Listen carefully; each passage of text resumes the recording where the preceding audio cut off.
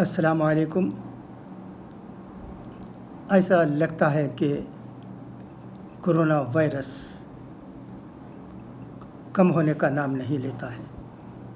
कोविड-19 ज़ात-पात, मज़हब इन चीज़ों को नहीं देखता। जो इसके सामने आता है बग़ैर एहतियात के उस पर वार कर देता है। कोरोना से बचने के लिए एक ही तरीक़ा है, एक ही शर्त है, वो है एहतियात। कहा जाता है कि चेपाक के डीएम के एमएलए जे अनबझगन को कोविड-19 हो गया है। वो इस वक्त चेन्नई के एक अस्पताल में दाखिल हैं। उनकी तबीयत बहुत ही नासाज है।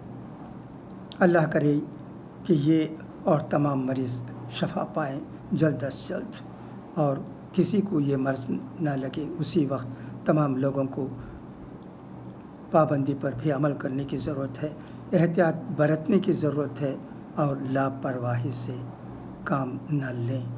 इन चीज़ों को हमेशा हमारे दिल व दिमाग में रख कर, फ़िलहाल जबकि कोरोना वायरस का हर जगह दबाव है, हम सबको काम करने की ज़रूरत है।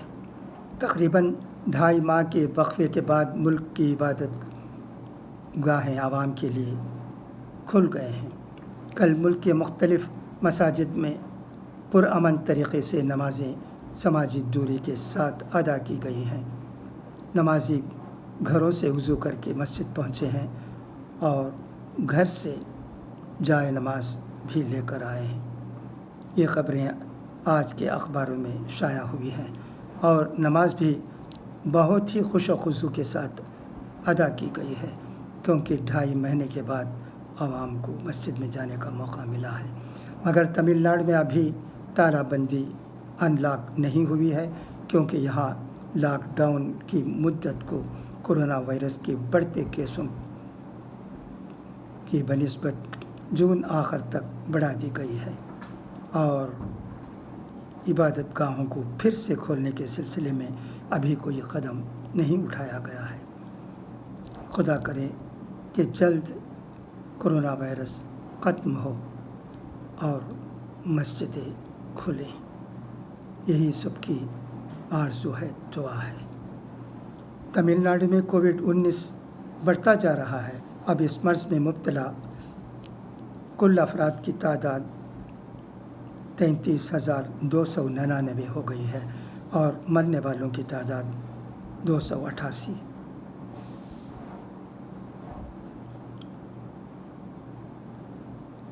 कुल 17 अमवात हुए हैं। चेन्नई में कुल एक ही दिन में 1149 पॉजिटिव केसेस हुए हैं। चंगलपट में 134, तिरुवल्लुर में 77 और कांजीपुरम में 18 केसेस हुए हैं। वेलूर में 32 केसेस हैं और तूतुकुड़ी में 26 नए केसेस हुए हैं। ये इस तरह कोरोना वायरस बढ़ते जा रहा है, मगर सियासतदानों को जब इलेक्शन की बात आती है तो इस मर्ज़ के बारे में कोई फ़िक्र ही नहीं है। सियासत के सामने कोरोना भी मात पड़ जाता है। कांग्रेस ने कहा है कि गुजरात में बीजेपी की तरफ से हॉर्स ट्रेडिंग हो रहा है। राज्यसभा सीटों के लिए, लिहाजा कांग्रेस ने अपने एमएलएस को अबू रोड नामी एक रिज़ॉर्ट को ले जा रही है जो राजस्थान में है। 20 एमएलएस कांग्रेस के पहले ही वहां पहुंच गए हैं और दूसरे एमएलएस भी वहां जाने वाले हैं। इलेक्शन का ज़ोर है राज्यसभा सीटों के लिए। बीजेपी और कांग्रेस एक दूसरे को मात करने की पूरी कोशिश कर रही है।